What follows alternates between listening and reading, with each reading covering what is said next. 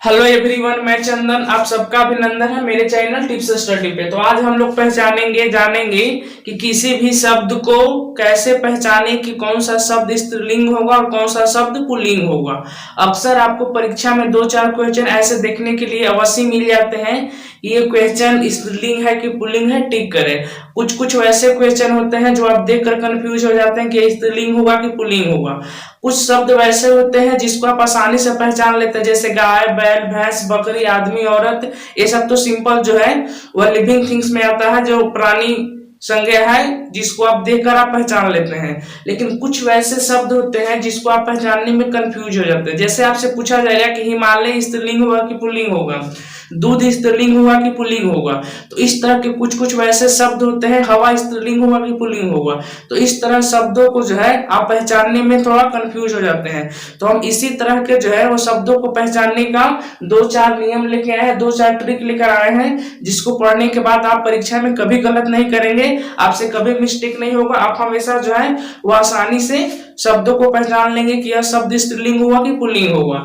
तो सबसे ऊपर हम लिखे हैं कि जिस शब्द के अंत में ख, ज, न, क, आपा, वाला, आओ, आस या पन रहे तो वह शब्द पुल्लिंग होगा। अगर जिस भी शब्द आपको दिया हुआ रहे और उस शब्द के लास्ट में अगर इसमें से कोई भी वर्ड आए, कोई भी शब्द आए, तो आप जो है वह आसानी से टिक करिए कि वह शब्द जो है वह पुल्लिंग ही होगा।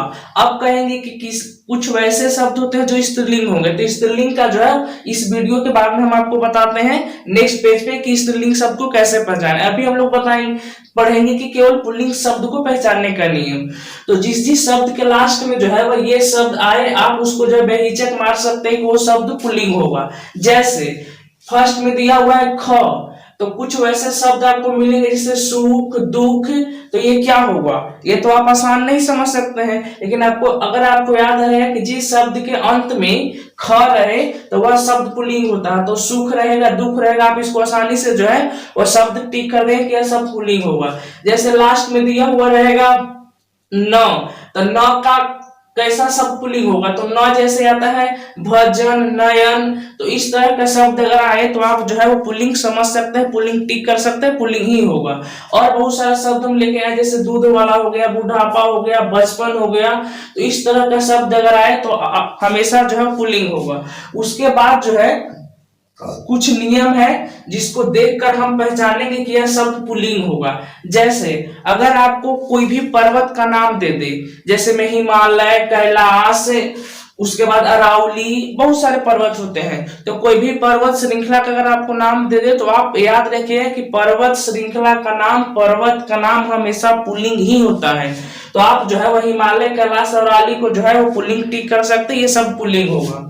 उसके बाद अगर आपको पूछे दे कि जनवरी कौन सा लिंग होगा, फरवरी कौन सा लिंग होगा, चैत कौन सा लिंग होगा, बैसाख कौन सा लिंग होगा, तो आपको जो है बिना कुछ सोचे समझे आपको ये नियम याद कर लेना है कि अगर महीना का नाम दिया हुआ रहे तो हमेशा महीना का नाम, मंथ नेम जो है वो पुल्लिंग होता है। तो यहाँ पे जो है हम लिखे महीना का नाम, जैसे चैत, बैसाख, जनवरी, फरवरी, मार्च, अप्रैल, जून, जुलाई, अगस्त, दिसंबर, etc। तो कोई भी मंथ अगर हिंदी का रहे या इंग्लिश का रहे तो हमेशा पुल्लिंग होगा। उसके बाद लाए हैं दिन का नाम। तो दिन का भी नाम जो है आपसे अगर पूछेगा कि रविवार, सोमवार, मंगलवार, बुधवार, ये सब जो है वह स्त्रीलिंग होगा कि पुल्लिंग होगा, क्योंकि ये सब जो है वह प्राणीवाचक संज्ञा नहीं है जिसको आप देखकर आसानी से समझ जाएंगे। दिन है तो दिन के लिए आपको समझना रहे कि दिन जहां पे भी रहे तो वह हमेशा पुल्लिंग होगा, जैसे सोमवार, मंगलवार, बुधवार। उसके बाद है दिए लिखा हुआ है देश का नाम। अगर आपसे पूछे कि भारत, जापान, चाइना, ये सब जो है वो कौन सा लिंग होगा, तो जहां पे आपको देश का नाम पूछे तो आप समझिएगा कि हमेशा पुल्लिंग ही होगा। लेकिन इसमें पूरा जितना देश है, एशिया कंटिनेंट में, अफ्रीका कंटिनेंट में, ये सब का सब जो है पुल्लिंग हुआ। लेकिन एक देश श्रीलंका जो है वो अपवाद है, जो पुल्लिंग ना होकर स्त्रीलिंग होता है, जो यहाँ पे हम लिख दिए हैं लास्ट में। उसके बाद दिया हुआ है ग्रह के नाम। अगर आपसे पूछे कि बुध, शुक्र, मंगल, बृहस्पति, ये सब लिंग कौन सा होगा, तो जहां पे आपको ग्रह का नाम नाम जो है वह एक प्लानेट में से 8 ग्रह में से अगर आपको कोई भी मिले केवल पृथ्वी को छुड़ाकर वो सब का सब जो है पुल्लिंग होगा। लेकिन एक अपवाद पृथ्वी ऐसा ग्रह है जो स्त्रीलिंग है। क्यों है इसके बाद हम बताएंगे, जब स्त्रीलिंग सब पहचानने का नियम बताएंगे तब नेक्स्ट पेज में। उसके बाद अगर आपको दे दे कोई धातु का नाम, तो धातु का नाम जैसे सोना, सोडियम, पोटेशियम, लोहा, आयरन, ये जितने सारे शब्द होंगे वो सब का सब पुल्लिंग होंगे। लेकिन इसमें भी अपवाद है, चांदी ऐसा शब्द है जो पुल्लिंग ना होके स्त्रीलिंग होता है। उसके बाद है 8 नंबर पे वृक्ष का नाम। अगर वृक्ष का नाम में आपको कोई से पूछे जैसे बांस, महुआ, सागवान, पीपल, बर, ये सब जो है वो कौन सा लिंग होगा, तो ये सब जो है वो हमेशा पुल्लिंग होगा। लेकिन इसमें एक वैसा वृक्ष है जो इमली का वृक्ष है, ये हमेशा स्त्रीलिंग होता है, पुल्लिंग नहीं होता है। पूरा वृक्ष के नाम में इमली के छोड़ाकर सब का सब जो है वह पुल्लिंग होगा। उसके बाद 9 नंबर पे दिया हुआ है अंग के नाम। ये जो है मोस्ट इंपोर्टेंट है, ये अक्सर पूछता है। आपके पार्ट्स ऑफ बॉडी में बहुत सारे अंग हैं, वो सब अंग जो है वह क्या स्त्रीलिंग है कि पुल्लिंग है। तो कुछ 1-2 शब्दों को छोड़कर जितने सारे शरीर के अंग हैं वो सब का सब पुल्लिंग होगा। केवल गर्दन, जीभ, ये 2 ऐसे शब्द हैं जो स्त्रीलिंग होते हैं। बाकी शरीर के पूरा का पूरा अंग जो है वो क्या होता है, पुल्लिंग होता है। उसके बाद 10 नंबर पे दिया हुआ है द्रव्य पदार्थ के नाम। द्रव्य पदार्थ के नाम का मतलब होता है कि जिस पदार्थ को हम पी सकते हैं, जो पेय पदार्थ होता है जिसको गिराने पे जो है वह फैल सके, जो फ्लो कर सके। तो द्रव पदार्थ में जैसे आता है तेल, घी, दूध, पानी, शरबत, लस्सी, जूस, ये सब जितने सारे शब्द हैं उसमें से जो है वह सब का सब शब्द पुल्लिंग होते हैं। केवल चाय और लस्सी को छोड़कर बाकी सब शब्द जो है वो पुल्लिंग होते हैं। लेकिन चाय और लस्सी 2 ऐसे शब्द हैं जो स्त्रीलिंग होते हैं। उसके बाद दिया हुआ है 11 नंबर में अनाज का नाम। तो अनाज तो आप समझ ही रहे हैं। तो अनाज के नाम में अगर आपको रहेगा धान, गेहूं, मक्का, बाजरा, ये सब शब्द जो है वो पुल्लिंग होते हैं। केवल इसमें ज्वार के छोड़कर जितने सारे पुल्लिंग हो, गेहूं, बाजरा, धान, ये सब का सब जो है पुल्लिंग होंगे।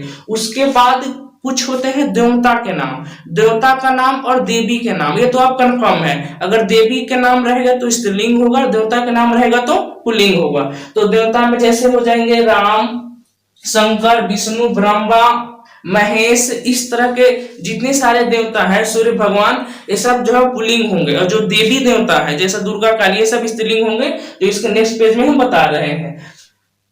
तो अब हम लोग इसके बाद जानेंगे कि स्त्रीलिंग शब्द को कैसे पहचाने। कोई भी शब्द स्त्रीलिंग होगा कि ना होगा, इसको हम लोग कैसे पहचाने। इससे पहले हम लोग जाने कि पुल्लिंग जो है वो कौन कौन सा शब्द होगा। तो अब हम लोग जानेंगे कि स्त्रीलिंग जो है वो कैसा शब्द होगा।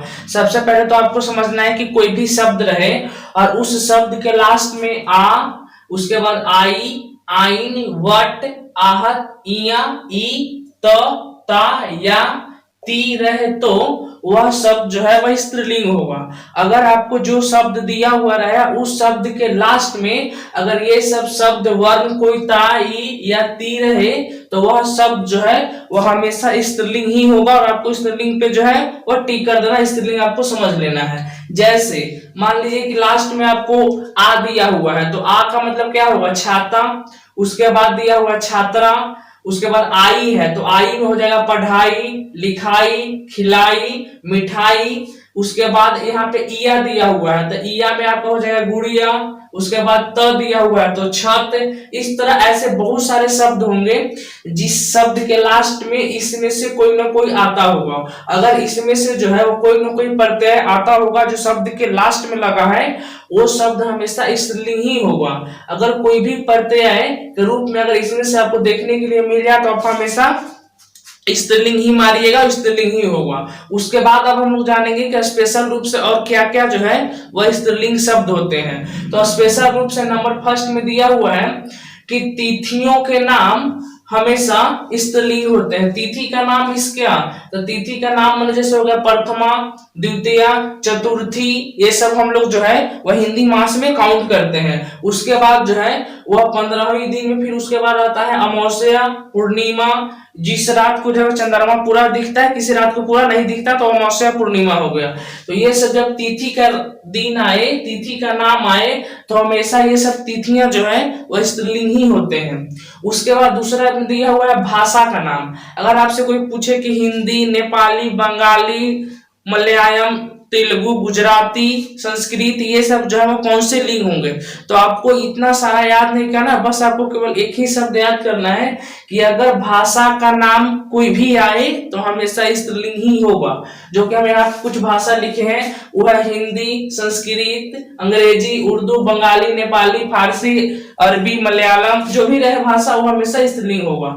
उसके बाद है लिपि के नाम। आप लिपि पहले समझ रहे होंगे कि किसी भी जो है वो भाषा को लिखने की ढंग को लिपि कहते हैं। तो अगर लिपि में जो है वो बहुत सारे शब्द, जैसे हिंदी को हम लोग लिखते हैं देवनागरी में, तो अगर कोई भी लिपि रहे तो लिपि शब्द हमेशा स्त्रीलिंग होगा। जैसे देवनागरी, फारसी, गुरुमुखी और बहुत सारे लिपि होते हैं जो अलग अलग भाषा को लिखने का एक अपना ढंग होता है। तो जितने सारे लिपि होंगे वो सब का सब स्त्रीलिंग होगा। उसके बाद कुछ वैसे होते हैं जो एक अपने विशेष क्षेत्र में बोली जाने वाली भाषा होता है, जिसको हम लोग बोली कहते हैं। बोली जो है एक अपना विशेष क्षेत्र में बोला जाता है, हर जगह वो बोली जो है वह नहीं बोली जाती है। जैसे बिहार में ही जो है वो अलग अलग क्षेत्रों में जो है वो कई तरह के बोली बोली जाती है। कहीं पे लोग भोजपुरी बोलते हैं, कहीं पे मगही बोलते हैं, कहीं पे अंगिका बोलते हैं, कहीं पे ब्रज भाषा बोलते हैं। तो ये सब जो है वो अलग अलग भाषा नहीं है, ये बोलने का एक स्पेशल ढंग है जिसको बोली कहेंगे। और बोली जितने तरह के रहेंगे वो सब का सब हमेशा स्त्रीलिंग होगा। उसके बाद दिया हुआ है नदी के नाम। नदी में कौन कौन सा शब्द स्त्रीलिंग होगा आपको ये नहीं याद करना, बस आपको ये याद करना है कि जहां पे कोई भी नदी रहे वो हमेशा नदी का नाम जो है वो सब का सब स्त्रीलिंग होगा, केवल सोन को छोड़ाकर। सोन एक ऐसा नदी है जो पुल्लिंग होता है, लेकिन बाकी जितने सारे नदी हैं वो सब का सब स्त्रीलिंग होगा।